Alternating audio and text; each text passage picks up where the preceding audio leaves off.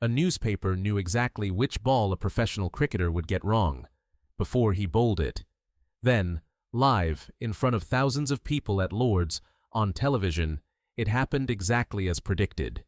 Not close, not similar. Exact. 1 over, 1 ball. 1 number that turned an entire cricket team into a police investigation. August 2010. Pakistan were touring England. Lord's, the most famous ground in the sport, the place every cricketer dreams of playing. Pakistan's bowling attack that summer had one genuine phenomenon in it. Mohammad Amir, 18 years old, already being talked about as one of the most naturally gifted fast bowlers anyone had seen in years. What almost nobody remembers is that in this exact match, Amir took 6 wickets for 84 runs in the first innings. A career-defining performance. It's forgotten. Completely forgotten. Because of what happened around it. Here's the setup. Weeks before the match, an undercover team from the News of the World made contact with a sports agent named Mazhar Majeed. Majeed represented several Pakistan players, including Captain Salman Butt. Over a series of meetings, Majeed took £150,000 in cash from the undercover reporters and told them something extraordinary. He said he could guarantee, in advance, the exact moment specific bowlers would deliberately bowl no balls during the Lord's Test, not roughly when, not which session, the exact ball. A no ball is a bowling error, overstepping the line at the crease. It happens by accident constantly in professional cricket. Nobody watching a broadcast can normally tell if one was deliberate. Here's why a single no ball was even worth fixing in the first place. Illegal spread betting markets in South Asia don't just take bets on who wins a match. They take bets on tiny specific in-play events. The exact outcome of a single delivery, a single over, a single boundary. A syndicate that knows a no ball is coming, at a precise ball, can place enormous bets on that exact micro-event without anyone connecting it to the result of the match at all. Nobody needs the team to lose. Nobody needs a single run to change hands unfairly. You just need one bowler to overstep once, on command. That's what made this fix almost undetectable by normal means. It didn't touch the scoreline.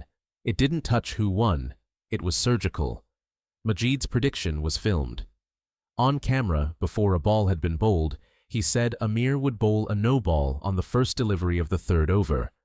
The match started. The 3rd over arrived. Amir ran in. His front foot landed a half a meter over the line. Commentary described it as an enormous no ball. Impossible to miss, even from the broadcast booth. Exactly as predicted. On camera. Before it happened. Majeed had made a second prediction too, that Mohammad Asif would bowl a no ball on the 6th ball of the 10th over. That happened as well, precisely on schedule. 2 predictions, 2 professional international cricketers, 2 no balls, delivered on command, in a test match being broadcast live around the world, and nobody in the stadium had any idea what they were actually watching. Here's the part that should genuinely unsettle you. If the News of the World hadn't run that sting, nobody would ever have known. There was no statistical anomaly loud enough to catch, no obvious tell. A no ball just looks like a no ball. The only reason this fix was ever proven wasn't clever forensic analysis of bowling data. It was a newspaper filming the crime being planned, in advance, on camera. Think about what that actually means. Fixing this precise, this deliberate, could happen in any match, at any time, and be functionally invisible unless someone happens to record the conversation where it's arranged. Salman Butt, the captain, was implicated in organizing the arrangement alongside Majeed. Amir and Asif were the ones who executed it on the field. Amir later told a different version of events. He said Majeed and Butt told him the ICC was already investigating him over unrelated text messages, and that bowling the no balls would make that problem disappear. He said he wasn't offered money beforehand, that the £1,500 he eventually received came after the first no ball had already been bowled, not as payment negotiated in advance. Whatever the exact sequence inside that dressing room, the outcome in court was the same for everyone involved. And this wasn't the first time Pakistan cricket had faced exactly this accusation. A decade earlier, a judicial inquiry into match-fixing allegations, the Qayyum Report, had already implicated several senior Pakistani players in corruption and handed out fines and bans that, in hindsight, look far too lenient for what they were investigating. Nobody went to prison in the 90s. The message that sent, whether intended or not, was that this kind of behavior carried survivable consequences. By 2010, cricket's punishment for corruption had run out of leniency to give. The ICC banned Salman Butt for 10 years, 5 of them suspended. Mohammad Asif for 7 years, 2 suspended. Mohammad Amir, 18 years old at the time of the match, for 5 years, with no suspension at all. Then came the criminal trial. A British court sentenced Mazhar Majeed to 32 months in prison. Butt received 30 months. Asif got 12. Amir, as a teenager, served time in a young offenders institution. A cricketer good enough to take 6 wickets in a Lord's Test in the same match was in a British prison before he turned 20. So here's the question worth sitting with. Was Amir a calculating fraud or a teenager manipulated by senior players he trusted completely? The court didn't ask that question. It only asked whether the no-balls were deliberate, and the video answered that on its own.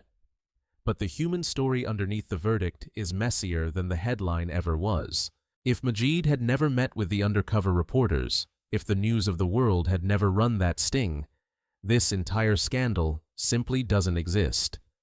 Amir's 6 wickets stay the story of that test.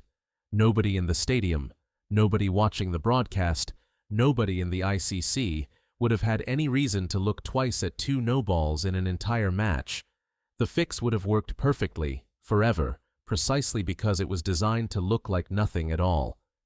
That's the actual horror of this story. It wasn't caught because it was clumsy. It was caught because, this one time, the people planning it happened to be filmed.